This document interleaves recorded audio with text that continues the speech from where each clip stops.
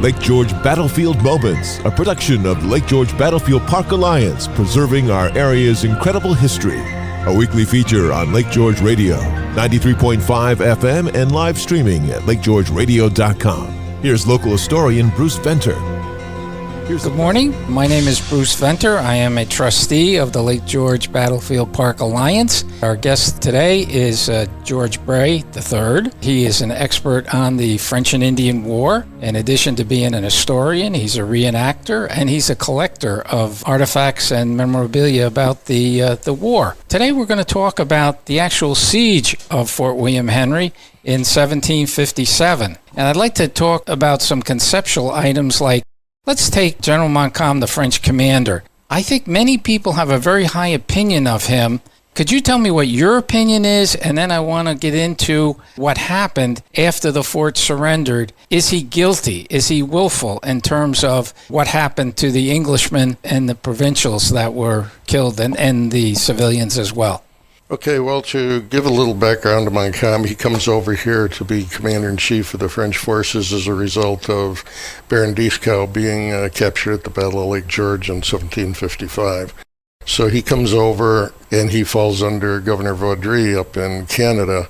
More or less, they have a conflict throughout the war of how they should conduct it. Montcalm, he already had a victory before the siege here at Oswego, where he took 3 British forts. The thing is that during that time, after the surrender of the British soldiers at the Oswego forts, the natives did in fact kill some of the sick and wounded, or all the sick and wounded at Oswego. When it comes to what happened at the Fort William Henry massacre, in reality, I think Montcalm should have had a little insight into the possibilities that this could happen again, and obviously it did. While he tried to intervene, and he did intervene to some degree with his officers, they still breached his own surrender terms to the fort, which was to allow the men to march to Fort Edward with their baggage, with a cannon, a lit match. What happened, of course, was a massacre. It was a substantial setback for the British.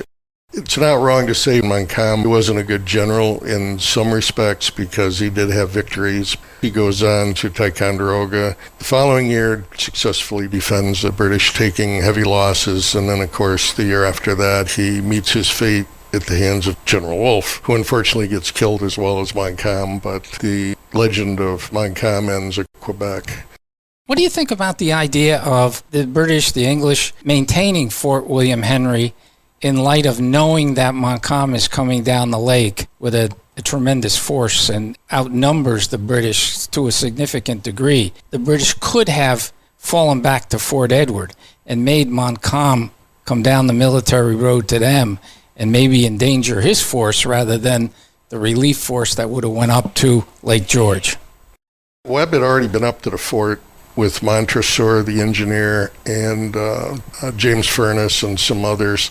And they actually had evaluated the camp and decided that the 35th Regiment, Monroe's regiment, were not properly encamped for a defense, and that's why they built the entrenchment over where Lake George Park is now. There was no indication that they wanted to give up Fort William Henry. I don't think that would have mattered if they came down to Fort Edward. It might have even been worse because he didn't have the forces to repel them, and I don't think Fort Edward was in any better defensive position than Fort William Henry would have been. And if Fort Edward fell, then that opens a corridor right to Albany.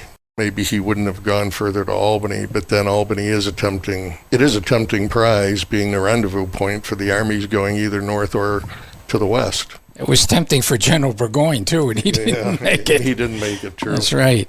Well, George, thank you very much for being with us today, and you did a great job on your lecture the other night. I think you've got another episode that we're going to do for Lake George Battlefield Moments for next week.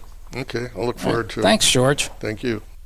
Lake George Battlefield Moments, a production of Lake George Battlefield Park Alliance, preserving our area's incredible history. A weekly feature on Lake George Radio, 93.5 FM and live streaming at lakegeorgeradio.com. If you have any questions regarding Lake George Battlefield Moments, email info@lakegeorgebattlefield.org. And tune in every Saturday morning at 9:45 for Lake George Battlefield Moments.